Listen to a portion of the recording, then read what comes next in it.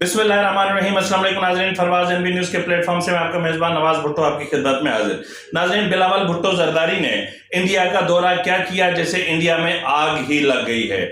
ऐसा लग रहा है कि जैसे वहां दंगे फूट पड़े हैं। बिलावल भुट्टो जरदारी की तस्वीर को नजरे आतिश किया जा रहा है और वहां पर क्या क्या हो रहा है, और बीजेपी की जो इंतहा पसंद हुकूमत है या जो भारत का जो इंतहा पसंदाना जो मिजाज है, जो एक दहशत गर्दी का जो मिजाज है, वो खुलकर सामने आ गया है। इस पर भी हम बात करेंगे और बात करेंगे कि जो कल तक इमरान खान चीफ जस्टिस उमर अता बंदयाल के साथ टिच बटन दी जोड़ी लगते थे, वो टिच बटन ऐसे टड़क करके निकल गए हैं।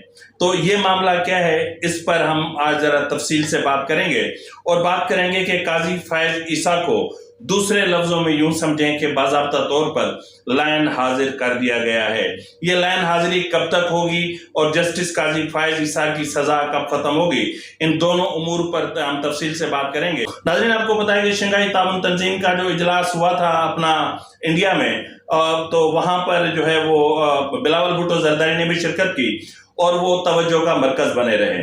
और तवज्जो का मरकज न सिर्फ भारतीय मीडिया के लिए बल्कि इंटरनेशनल मीडिया के लिए भी बिलावल भुट्टो जरदारी बकौल हामिद मीर के वो हॉट केक थे। लेकिन जो है वो बिलावल भुट्टो जरदारी के वहां पे जो इंटरव्यूज लिए गए या जो बिलावल भुट्टो जरदारी ने वहां पर जिस तरह बात की, जो है वो अपना 5 अगस्त 2019 के हवाले से कि कश्मीर को उस पोजीशन पे ले आओ, तभी बात हो सकती है, इसके अलावा बात नहीं हो सकती। और अपना क्रॉस बॉर्डर टेररिज्म का जो मामला है उस पर भी बिलावल भुट्टो ने जिस तरह बात की, अल्लाह अकबर। इस वक्त तो ऐसा लग रहा है कि जैसे भारत वालों को यानी बीजेपी को, जयशंकर को, मेरे ख्याल में मोदी भी शायद वो कुर्सी पर बैठ नहीं पा रहा होगा। पता नहीं इनको कहां कहां से मिर्चें लग रही हैं, कहां कहां से आग लग रही है। पूरे मुल्क में जैसे दंगे फसाद फूट पड़े हैं, पूरे मुल्क में जैसे ये इनके लिए एक ही इशू था, वो था बिलावल भुट्टो जरदारी का इंडिया आना और बिलावल भुट्टो जरदारी का इंडिया को आईना दिखाना, उनको बताना कि आप भले जितने डींगे मार सकते हो मारो, जाहिर है कि मुआशी तौर पर आप मुस्तहकम हो और अब हमसे खुद को बेहतर तस्वुर करते हो। इस वक्त हम मुआशी तौर पर थोड़ा सा पीछे हैं, लेकिन असूली तौर पर और इखलाकी तौर पर हम आपसे बहुत आगे हैं। जिस तरह भारत में इंतहा पसंदी का जो है वो उरूज है, जिस तरह मुसलमानों, सिखों, ईसाइयों को जो है वो उनका कत्ले आम किया जा रहा है, जिस तरह उनकी इबादत गाहों की बेहरुमतियां की जा रही हैं, जिस तरह उनके घरों, दुकानों, कारोबारी मराकज को बिल्डोज किया जा रहा है, ये बीजेपी के लिए तो नहीं बल्कि ये पूरी दुनिया के लिए शर्म का मकाम है कि इस तरफ भी देख लो। सिर्फ मार्केट मत देखो, इंसानी अकदार भी देखो, ह्यूमन वैल्यूज भी देखो। आप मार्केट देख रहे हो इंडिया की, आपकी नजर इंडिया की मार्केट पर है। वहां जो इंसानी हकूक की बदतरीन खिलाफ वर्जियां हो रही वो आपको नजर नहीं आ रही, देखना चाहिए। और बिलावल भुट्टो जरदारी ने यही कहा, जिस पर इस वक्त भारत में आग लगी हुई है, सुलगी हुई है। जयशंकर को तो मेरे ख्याल में शायद बुला के जूते भी मारे गए होंगे। क्यों ये मैं लफ्ज इसलिए इस्तेमाल कर रहा हूं कि जिस तरीके से बिलावल भुट्टो जरदारी का वहां तमस्खर उड़ाया जा रहा है, और वो भी इसलिए कि दो चीजें एक जैसी हो रही हैं, एक पाकिस्तान में पीटीआई और उधर बीजेपी। आज मुझे अंदाजा हुआ कि पीटीआई और बीजेपी दोनों की सोच, अमल, फिक्र, किरदार, अफकार, आमाल एक ही जैसे हैं। और ये बिलावल भुट्टो की एक तस्वीर और ये एक दो और तस्वीरें, ये औरिया जान मकबूल और शीरीन मजारी के लिए सिंध का तोहफा है और मेरी तरफ से भी सिंध का तोहफा है। औरिया मकबूल साहब, हम इज्जत, अदब और एहतराम में रहते हैं, तो इसका मतलब ये नहीं कि हम बहुत कमजोर हैं। तो नाज़रीन, जिस तरह मैंने कहा कि एक वक्त क्या था, चंद महीनों की बात है कि chief justice supreme court justice Umar Ata Bandial और इमरान खान टिच बटना दी जोड़ी थे, जो बस पिटिशन मतलब कि खाली कागज भी जाता था ना इमरान खान की तरफ से, तो उस पर भी 184(3) के तहत सो मोटो ले लिया जाता था। तो आज वो जो टिच बटना दी जोड़ी थी ना, वो थोड़ी सी टूटती हुई, अलग होती हुई महसूस हो रही है। उसकी वजूहात क्या हैं? उसकी वजूहात हैं और उसकी एक बहुत बड़ी वजह है कि जिसकी गुज़िश्ता रोज इमरान खान ने جس طرح جو ہے وہ چارج شیٹ کیا ہے، یہ معاملہ کیا ہے، اس پر میں آپ کو آج بڑی تفصیل سے بتانے والا ہوں۔ یہ تفصیل کو میری طرف سے ایکسکلوسیو نہیں ہے، یہ تفصیل جو ہے یہ آپ کو جو ہے وہ واجد بلوچ صاحب دا نیوز کے انہوں نے جو ہے وہ آج اپنی ایک اسٹوری میں دی ہیں۔ میں اس میں صرف اتنا اضافہ کروں گا کہ اس وقت جو وہ جنرل قمر جاوید باجوہ اور جنرل جو ہے وہ فیض حمید، یعنی میں اب جو کہنا چاہ رہا ہوں اس کو آپ سمجھ جائیں، یعنی یہ وہ لوگ ہیں جو کل تک ان کے ہاتھوں میں کھیلا کرتے تھے، لیکن آج جب ان کا سر سے ان کا ہاتھ ہٹ گیا ہے تو یہ بوکھلاہٹ کا شکار ہیں اور بوکھلا گئے ہیں یہ، اور ان سے سچ جو ہے نا وہ برداشت نہیں ہو رہا۔ تو یہی وجہ ہے کہ قاضی فیض عیسیٰ صاحب جو پیونی جج ہیں، جو نیکسٹ چیف جسٹس ہیں، ان کی جو ہے ان کو لائن حاضر کر دیا گیا ہے، اور آئندہ ہفتے بھی ان کا جو ہے ان کے بینچ میں کوئی کیس نہیں دیا گیا، اور نہ ہی وہ کسی بینچ میں ہیں، ہاں البتہ ان کو صرف چیمبر ورک دیا گیا ہے۔ تو بہرحال اس حوالے سے جس طرح میں نے کہا کہ یہ کب تک رہے گا، یعنی قاضی فیض عیسیٰ صاحب کب تک لائن حاضر رہیں گے، تو قاضی فیض عیسیٰ صاحب تب تک لائن حاضر رہیں گے جب تک جو ہے وہ 184(3) کے حوالے سے جو اپنا پارلیمان نے بل منظور کیا تھا، supreme court practice and procedural act 2023، جب تک اس کا معاملہ یا اس کا کیس ختم نہیں ہوتا جو 184(3) کے تحت جو ہوا ہے، اور اس کے ساتھ پھر کچھ درخواستیں بھی آئی ہیں، تب تک یہ معاملہ ختم نہیں ہوگا۔ یہ معاملہ شروع کہاں سے ہوا تھا؟ یہ معاملہ اس حوالے سے میں نے کہا نا کہ واجد بلوچ نے ایک عالی شان قسم کی رپورٹ مرتب کی ہے، اور انہوں نے اپنی رپورٹ میں کیا کہا ہے ذرا میں آپ کو بتاتا ہوں۔ انہوں نے کہا جی ستمبر 2023 میں جسٹس قاضی فیض عیسیٰ پاکستان کے نئے چیف جسٹس بنیں گے، اور جیسے جیسے ستمبر کی یہ تاریخ انچ با انچ قریب آتی جا رہی ہے، عمران خان اپنے دور حکومت میں جسٹس قاضی فیض عیسیٰ کے خلاف دائر ریفرنس سے خود کو مزید دور کرتے جا رہے ہیں۔ یعنی آپ نے جس طرح دیکھا ہوگا وہ مزید انہوں نے یہاں بھی کہا ہے، حال ہی میں عمران خان نے ایک بڑا انکشاف کیا اور یہ بھی تسلیم کیا کہ جسٹس قاضی فیض عیسیٰ کے خلاف ریفرنس دائر کرنے میں اس وقت کی اسٹیبلشمنٹ ملوث تھی، اور یہ اس وقت کے DG/ISI جنرل فیض حمید سے کہیں اعلیٰ سطح سے یہ معاملہ آیا تھا۔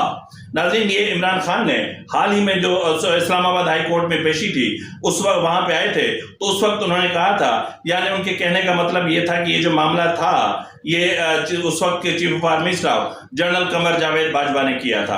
اب جنرل قمر جاوید باجوہ نے کیا تھا یا نہیں کیا تھا، تو پھر فروغ نسیم صاحب جو MKM کے اس وقت تھے، اور کبھی وہ وزیر قانون بنتے تھے، کبھی استعفیٰ دیتے تھے، کبھی مشرف کا تو کبھی کس کا کیس لڑتے تھے، پھر جا کے حلف لیتے تھے، پھر استعفیٰ دیتے تھے، پھر وزیر بنتے تھے۔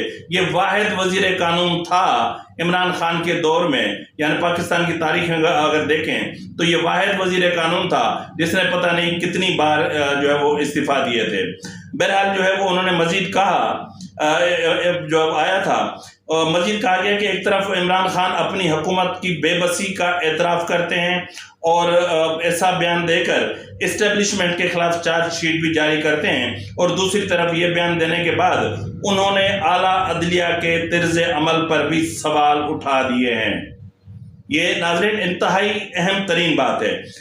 ایسا اس لیے ہوا کہ جسٹس قاضی فیض عیسیٰ کے خلاف جو بھی کارروائی شروع کی گئی وہ عدلیہ کے دائرہ اختیار میں تھی، کیونکہ اسے اس سازش کو ناکام بنانا چاہیے تھا۔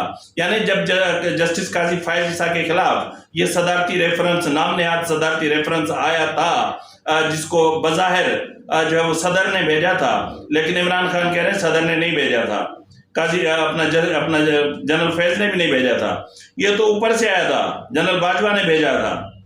تو اب یہ کہہ رہے ہیں کہ یہ اس وقت کی معاملہ عدالت کے اپنی دسترس میں تھا، اور وہ چاہتے تو اپنے موسٹ سینئر جج کے ساتھ کھڑے ہو جاتے۔ اگر کھڑے ہو جاتے تو نہ صرف ان کا ٹرائل ہوتا بلکہ ان کی فیملی کو بھی ایک بدترین ذہنی اذیت سے نہ گزرنا پڑتا۔ ان کا پیچھا کیا جاتا رہا، ان کو ہراساں کیا جاتا رہا، ان کی فیملی کو ہراساں کیا جاتا رہا۔ لیکن جو سپریم کورٹ کے ججز تھے وہ اپنے جج کی بجائے کسی اور طرف کھڑے ہوئے تھے، یعنی ان کی طرف کھڑے ہوئے تھے جنہوں نے ان کے بینچ جو تھے وہ مینیج کیے تھے۔ مزید کہا گیا کہ لیکن حقائق بتاتے ہیں کہ ایک کے بعد ایک چیف جسٹس اس سازش کے خلاف اپنے ساتھی جج کا ساتھ دینے کی بجائے مبینہ طور پر اس سازش میں ملوث رہے۔ ظاہر ملوث رہنے تھے، کیونکہ جنہوں نے بینچ بنوائے تھے، جنہوں نے ان کو مراعات دینی تھیں، جنہوں نے ان کے بچوں کو مراعات دینی تھیں، تو ظاہر ہے ان کی بات تو انہوں نے ماننی تھی نا۔ مزید کہا گیا ہے کہ جسٹس قاضی فائز عیسیٰ کے خلاف انتقامی کارروائی فیض آباد دھرنے کے بارے میں ان کے فیصلے کی وجہ سے شروع کی گئی تھی، کیونکہ انہوں نے تحریک لبیک پاکستان کے سیاسی ایجنڈے، اس وقت کی حکومت کی ناکامی اور اسٹیبلشمنٹ کے کردار سے متعلق اسٹیبلشمنٹ کے کردار کی نشاندہی کی تھی۔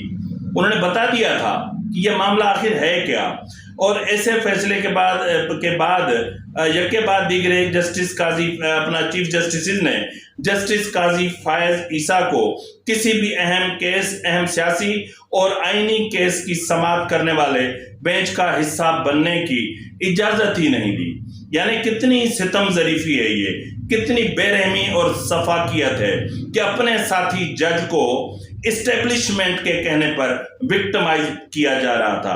اس صورتحال کے باوجود وہ آج بھی سپریم کورٹ کے سب سے سینئر اور قابل جج مانے جاتے ہیں، اور یکے بعد دیگرے چیف جسٹسز نے جسٹس قاضی فائز عیسیٰ کو نہ صرف سائیڈ لائن کیا، جس طرح میں نے بتایا کہ یہ جو کاز لسٹ جاری ہوئی ہے نیکسٹ ویک کی، اس میں جو ہے وہ قاضی فائز عیسیٰ صاحب جو ہیں وہ لگے ہوئے ہیں ادھر، یہ آپ ادھر جو ہے وہ چیمبر ورک میں لگے رہے ہیں۔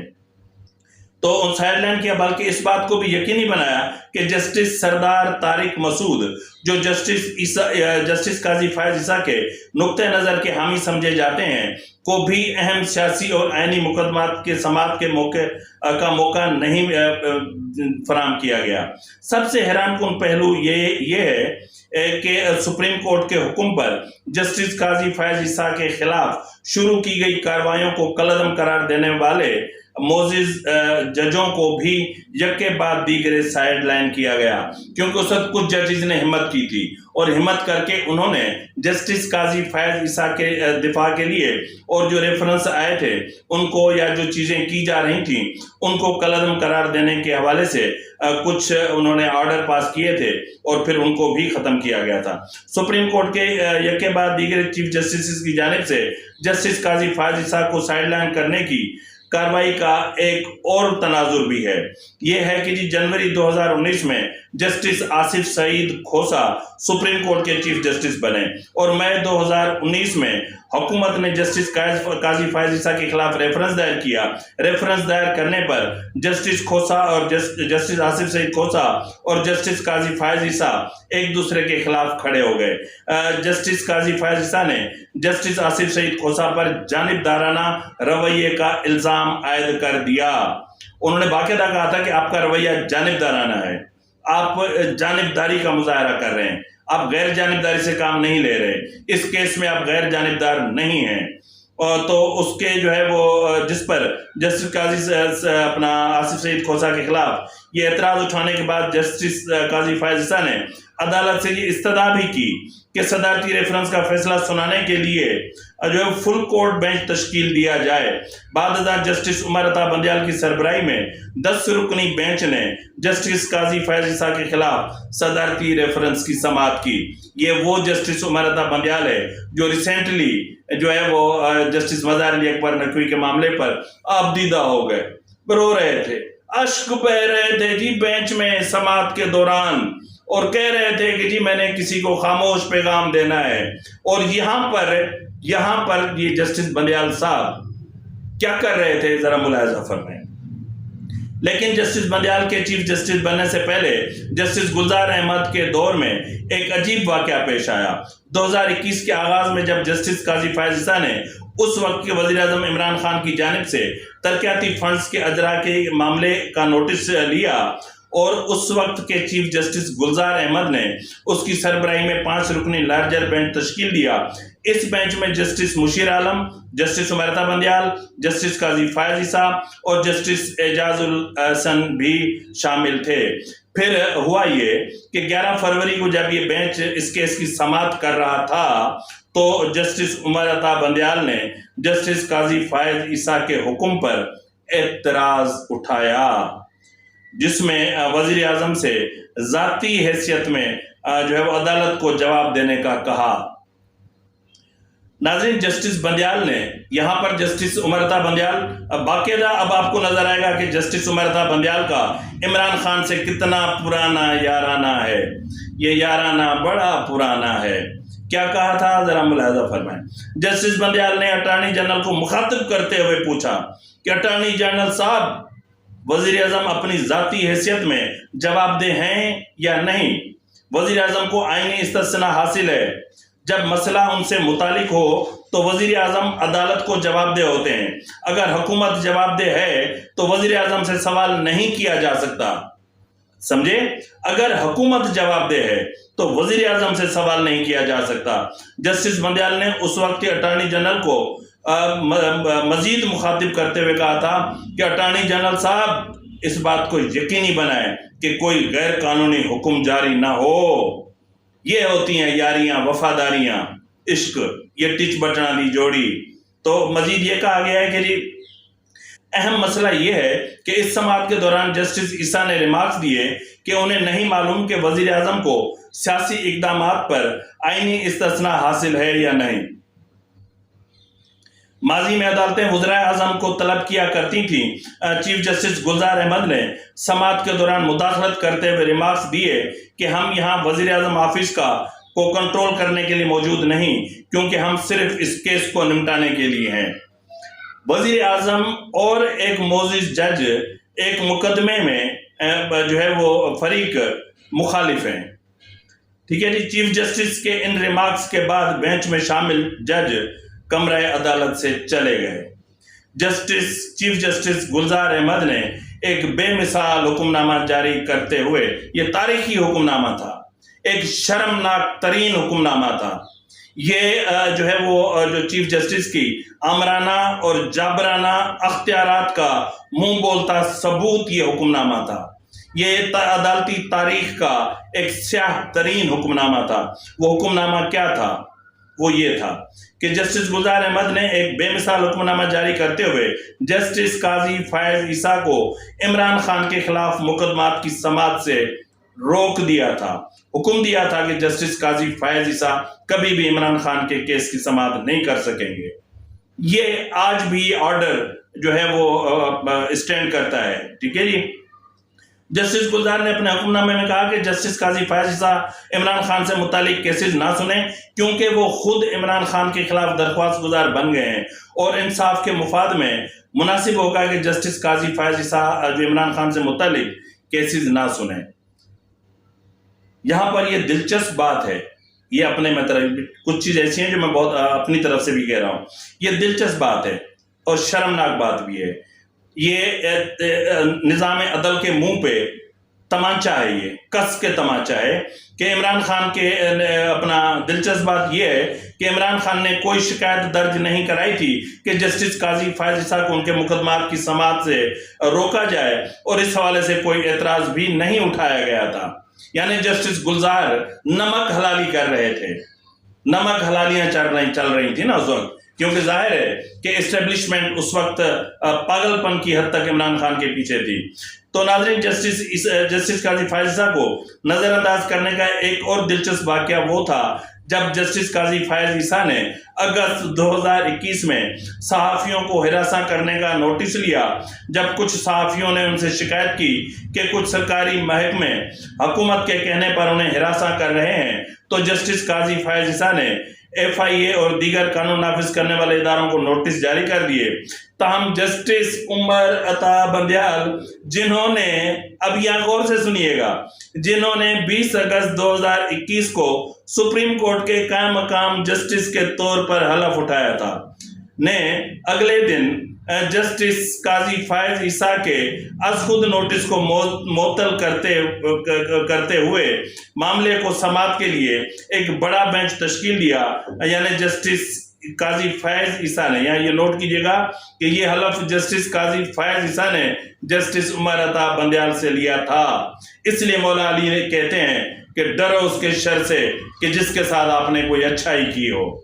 तो बहुत सारी चीजें ऐसी होती हैं जो वक्त पर साबित होती हैं। तो बहरहाल जी, लार्जर बेंच में justice Umar Ata Bandial, justice Ejazul Hasan, justice Munib Akhtar, justice काजी मोहम्मद अमीन अहमद और जो जस्टिस मोहम्मद अली मजहर शामिल थे। और ये वो ज्यादातर जजेस हैं जो प्लाटों के हवाले से भी मशहूर हैं। और इस 5 रुकनी बेंच ने जस्टिस काजी फैज ईसा के अज खुद नोटिस को कलअदम करार देते हुए कहा कि सिर्फ चीफ जस्टिस के पास कहा कि ये जो अख्तियार है अज खुद नोटिस का, वो सिर्फ चीफ जस्टिस के पास है। मुफाद आमा के मसाइल का अज खुद नोटिस लेने और अदालत उज़्मा के बेंचों की तश्कील का अख्तियार भी चीफ जस्टिस के पास है, इसमें कोई शक नहीं। यानी 184(3) के तहत ये अख्तियार वाकई में चीफ जस्टिस के पास है, ठीक है। इसके अलावा 184(3) के तहत ही सूबों में अगर इख्तलाफात आ जाएं तो वो अख्तियार भी चीफ जस्टिस के पास है। और 186 के तहत अगर सदर कोई जो है वो अपना रेफरेंस भेजें या फिर जो है वो रेफरेंस एडवाइजरी जुरिस्डिक्शन के जो अख्तियार है वो भी चीफ जस्टिस के पास है, यानी 186 के तहत। और 188 के तहत नजरसानी के हवाले से जो यानी इंसाफ के तकाजों को मद्देनजर रखते हुए कोई भी आर्डर पास कर सकते हैं, ये अख्तियार भी चीफ जस्टिस के पास है। तो सिर्फ 184(3) को क्यों जो है वो प्रैक्टिस एंड प्रोसीजर बिल में शामिल किया गया, इन दफात को क्यों नहीं शामिल किया गया? कर दिया जाता तो आज कितने फड्डे खत्म हो जाते। तो बहरहाल आपकी मर्जी है, तो अब आप ये चीजें भी हैं। तो बहरहाल नाज़रीन, लार्जर बेंच ने ताम इस बात से इत्तफाक किया कि इस तरह के अख्तियारात के इस्तेमाल के दौरान अदम तवाज़ुन का तासुर है और चीफ जस्टिस इस तासुर को दूर करने के लिए इक़दाम करने का मशवरा दिया। ताहम अदालत उज़्मा के कई जजों की तरफ से निशानदेही करने के बावजूद इस अदम तवाज़ुन को दूर नहीं किया गया और आज तक दूर नहीं किया गया। जिस तरह कल मैंने आपको बताया था कि 12 जजेस पंजाबी हैं, एक जज अपना बलूचिस्तान से, 2 जज बलूचिस्तान से हैं, एक जज खैबर पख्तूनख्वा का है, सिंधी जज कोई नहीं है सुप्रीम कोर्ट में। ये तवाज़ुन है जी। तो बहरहाल जी जो है वो अपना दूर नहीं किया गया। हाल ही में जस्टिस काजी फैज ईसा ने अपने 100 मोटो नोटिस के हवाले से जो फैसला जारी किया और कहा कि अदालत उज़्मा की जानिब से मुनासिब कवायद और ज़वाबित की तैयार होने तक इस तरह की मश्क को मुलतवी किया जा सकता है। ताहम इस हुक्म को सुप्रीम कोर्ट के रजिस्ट्रार ने एक सर्कुलर के जरिए नजरअंदाज कर दिया। फिर एक नाम नहाद 8 रुकनी या पता नहीं 5 रुकनी बेंच बना के इसको खत्म किया गया। इस तरह चीफ जस्टिस उमर अता बंदयाल भी अपने साथी जजों का दिफा करते नजर आते हैं, अपने साथी जजों और जस्टिस मज़हर अली अकबर नकवी के खिलाफ मुतअद्दिद रेफरेंस दायर करने के बावजूद वो जस्टिस काजी फैज ईसा के बरक्स उनके साथ खड़े थे जिन्हें किसी साबिक चीफ जस्टिस ने सपोर्ट नहीं किया था। मार्च 2023 में चीफ जस्टिस उमर अता बंदयाल ने रिमार्क्स दिए थे कि जस्टिस नकवी को बेंच में शामिल करना खामोश पैगाम है और मेरे जजेस के बारे में बात करने वालों को मेरा सामना करना पड़ेगा। तो ये जो जस्टिस काजी फैज ईसा था, क्या वो सुप्रीम कोर्ट का जज नहीं था? क्या उसने वही हलफ नहीं उठाया था जो सुप्रीम कोर्ट के जो है वो जस्टिस के तौर पर आपने उठाया था? क्या ये किसी मतलब और सिस्टम से जो है वो दाखिल हुए थे? तो ये आपको प्यारा है, कमाऊ पूत बड़े प्यारे लगते हैं जी, मिठे मिठे, आहा कमाऊ पूत बड़े प्यारे लगते हैं। कमाऊ पूत नहीं था ना वो, मिठा तो कहाँ होता मिठा वो। तो बहरहाल जी जो है वो मजीद कहा गया कि चीफ जस्टिस ने रिमार्क में कहा कि मेरा भी दिल और जज्बात हैं, टैक्स का मामला है तो मुतल्लिका अफसर से कहें कि इसका सुराग लगाएं। हम टैक्स के मामले पर जज के खिलाफ मुकदमा कैसे चला सकते हैं?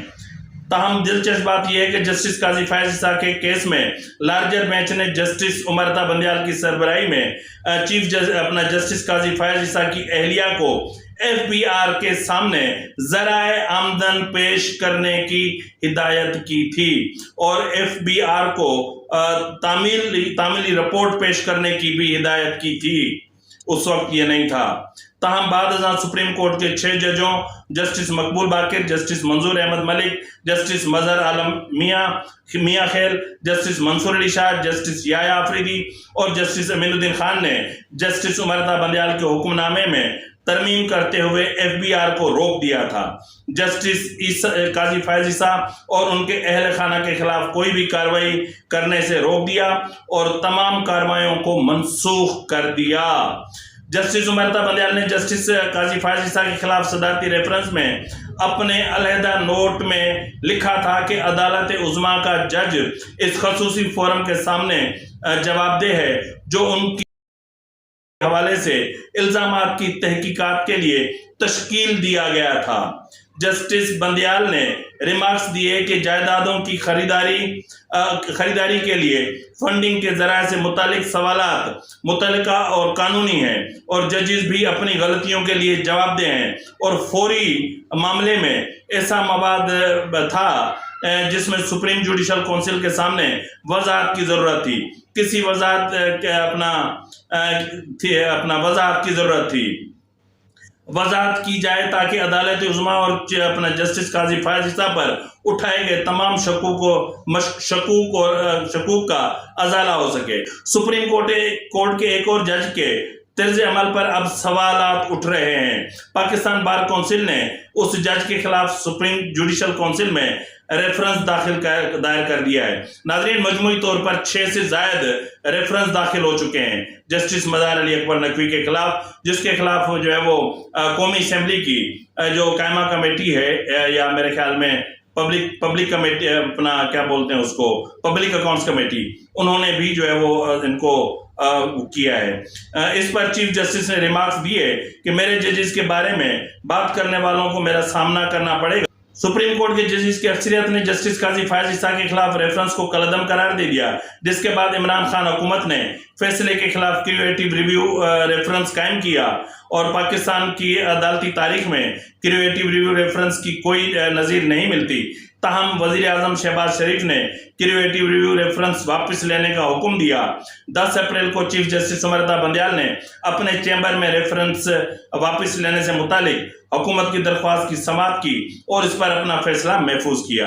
اب یہ فیصلہ ابھی تک محفوظ ہے.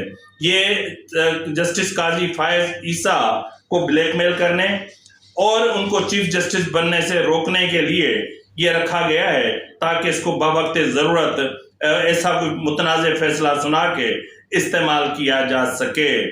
تو جو ہے وہ درخواست کی سماعت فیصلہ محفوظ کیا، جس کا 1 ماہ گزرنے کے باوجود ابھی تک اعلان ہونا باقی ہے. آج چیف جسٹس نے جسٹس مظہر علی اکبر نقوی کے دفاع میں ریمارکس دیے. انہوں نے کہا کہ جج کے خلاف ریفرنس دائر کرنا اسے اپنی ذمہ داری ادا کرنے سے نہیں روک سکتا سوائے جسٹس قاضی فائز عیسیٰ کے. باقی کسی کو نہیں روک سکتا کیونکہ وہ کسی اور سسٹم سے آئے ہیں. تاہم جسٹس قاضی فائز عیسیٰ کو ریفرنس دائر کرنے سے لے کر اس پر فیصلہ آنے تک فرائض انجام دینے سے روک دیا گیا. آج جن ججوں نے جو ہے وہ جسٹس قاضی فائز عیسیٰ کے خلاف سازش کا حصہ بننے سے انکار کیا تھا، انہیں سائیڈ لائن کیا جا رہا ہے. اب عمران خان جن کی حکومت نے ریفرنس بنایا اس کی ملکیت لے لی اور جسٹس قاضی فائز عیسیٰ کے خلاف میڈیا پر مہم چلائی اور اب کہہ رہے ہیں کہ ان سے جو ہے وہ کہا گیا کہ وہ ایسا کریں تمام اسٹیبلشمنٹ کی طرف سے. یعنی عمران خان کہہ رہے ہیں کہ میرا قصور نہیں تھا، مجھے انہوں نے کہا تھا اور یہ معاملہ اوپر سے تھا، وہ جو شروع میں نے کہا تھا. تو یہ ہے. لیکن کیا 2019 سے لے کر آج تک کے چیف جسٹسز بتائیں گے کہ انہوں نے کس کے کہنے پر جسٹس قاضی فائز عیسیٰ کو سائیڈ لائن کیا اور انہیں اہم مقدمات کی سماعت کرنے والے بینچوں کا حصہ کیوں نہیں بنایا، اور عمران خان یہ خاصا انکشاف ان تمام چیف جسٹسز کی ساکھ پر سوال اٹھا رہا ہے. ناظرین، یہ کوئی معمولی معاملہ نہیں ہے یہ انتہائی اہم معاملہ ہے اور اس پر جو ہے وہ آج بھی سوال موجود ہیں. جب جس نے جو اپنا ریفرنس بھیجا تھا وہ بھی کہہ رہا ہے اور کریٹو ریویو کا بھی معاملہ جو ہے وہ کلیئر ہو گیا. اس کے باوجود قاضی فائزی صاحب کو بلیک میل کیا جا رہا ہے. اس کی وجوہات کیا ہیں میں نے آپ کو بتائیں. تو بہرحال ناظرین یہ ویلاگ تھوڑا سا لمبا ہو گیا ہے تو اس لیے میں آپ سے بہت معذرت خواہ ہوں. تو انشاءاللہ تعالی جو ہے وہ نیکسٹ ویلاگ تک اپنے میزبان نواز بھٹو کو اجازت دیجیے. فی امان اللہ.